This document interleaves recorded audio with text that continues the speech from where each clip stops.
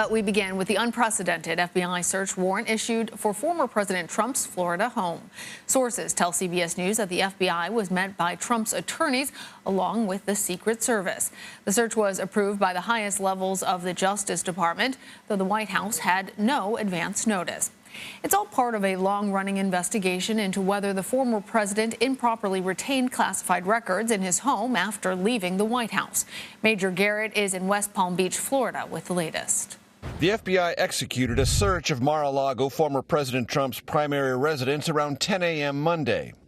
Two sources told CBS News investigators seized boxes and paper documents, but no electronics.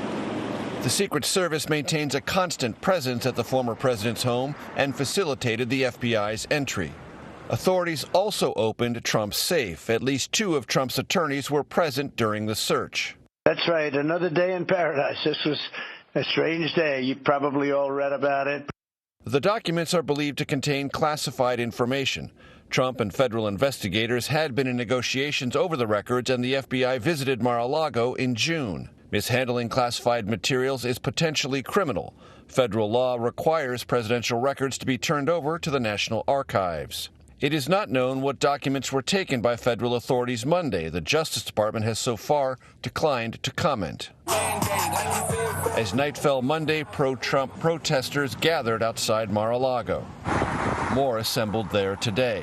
What do you think will be the practical political reaction for people who favor or support former President Trump after yesterday?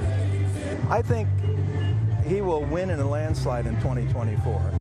Trump was not home, but released a statement alleging that he was a victim of a politicized Justice Department. A sentiment echoed by former Vice President Mike Pence, who said the appearance of continued partisanship by the Justice Department must be addressed. Congressional Republicans rushed to Trump's defense. House Minority Leader Kevin McCarthy said Republicans would investigate Attorney General Merrick Garland's role in the FBI search. What the hell are these people doing? South Carolina Republican Lindsey Graham spoke to Trump today and called the search of Mar-a-Lago suspicious and dangerous, yet helpful to the president's political fortunes. The one thing I can tell you is that I believed he was going to run before. I'm stronger in my belief now. Trump, eager to portray himself the victim, sent out two fundraising texts to supporters. For more on this, now I want to bring in CBS News Chief Washington Correspondent Major Garrett, as well as Chief Election and Campaign Correspondent Robert Costa. Welcome to you both, gentlemen. Major, you have new information from one of Trump's attorneys. What can you tell us? So a Trump attorney who was in Mar-a-Lago yesterday while the FBI was conducting the search told us that the personnel, agents, and others with the FBI numbered more than 30, and that the FBI brought a box truck for document removal. The other thing this lawyer told us is this search targeted 3 rooms inside the Mar-a-Lago complex: the former president's bedroom, his office, and a storage room. That's what we know so far. Robert, many House Republicans have been really vocal in supporting the former president since this happened, but Senate Republicans have been more reserved. Why the two different positions?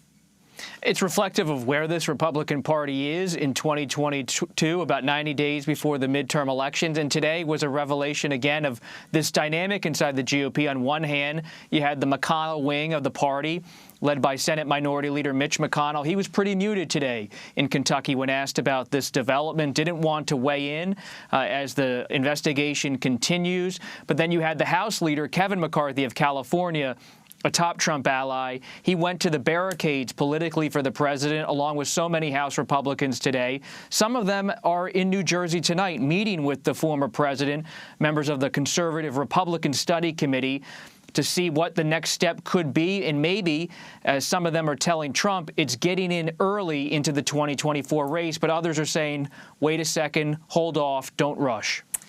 On this point, I want to bring back in Major, because we really haven't seen anything like this before. The closest was in Nixon's presidency, but even that was different in so many ways. We saw you talking with Trump supporters. Tell us, what does all of this mean for Mr. Trump's future presidential prospects? 2 answers. One is, let me describe my atmosphere on the causeway just to my left. spent about 35 minutes there, talked to 3 different Trump supporters, and I believe they're representative of the crowd that was easily in the hundreds on that causeway with flags and banners playing music. And they said the following 3 things, which I think are important. 1, they believe that this is indicative, yet again, of a judicial system that is completely out of balance, that lets Hunter Biden, these are their words, not mine, Hillary Clinton and other Democrats off the hook for things equally as egregious to their mind or worse. And only President Trump or former President Trump gets the full weight and intensity of federal investigations and curiosities. Democrats, they say, completely get off the hook. The other thing they say is this will galvanize Trump supporters, energize them even more if that's possible, and play into the midterm elections, and they hope propel the former president to, as Bob Costa just said, announce earlier than anticipated. The other thing I would say is they really do see this as a fault line for America's future. On one side of it is the country they grew up in, where they believe the rule of law exists, and a country that they see is being misshapen, in their words, by radical Democrats who are only using the rule of law against political opponents and not applying it to themselves, meaning unfairly. That's a pretty strong sentiment. And if this is a moment in history in which there is a hinge that we will turn on, one of those questions will be, what does the rule of law mean? And how does our federal government orient itself to it? And as importantly, how does the public it serves view those actions? Make no mistake, this is history being written right now. Robert, what about that fault line that Major is discussing? In the past 24 hours, we have seen an explosion of angry rhetoric across right-wing media. Some people online we see are calling for civil war.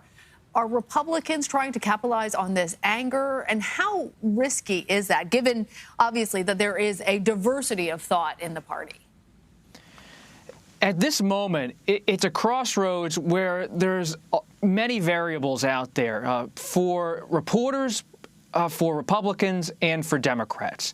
Because as we move forward, there's not a lot of visibility into what exactly the Justice Department is looking at here in terms of a grand jury investigation on January 6th, a separate investigation on documents, classified documents from the Trump White House. Major has terrific reporting tonight about how the Trump side of this on the legal team is viewing what has happened over the past 24 hours.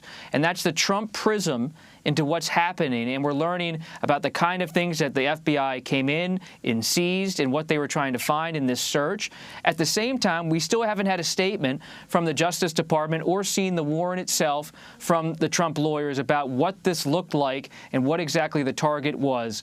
And so as we're in this vague political moment, I'm trying to be careful as a reporter to not lean into it. And some Republicans I'm talking to are saying, hey, we don't care about the details here. This was politically egregious. It was an attack on Trump. We're going to use our outrage about this and move forward in pushing Trump toward 2024. But others like McConnell are saying they have to be muted because they, too, don't have visibility into the full scope of this investigation.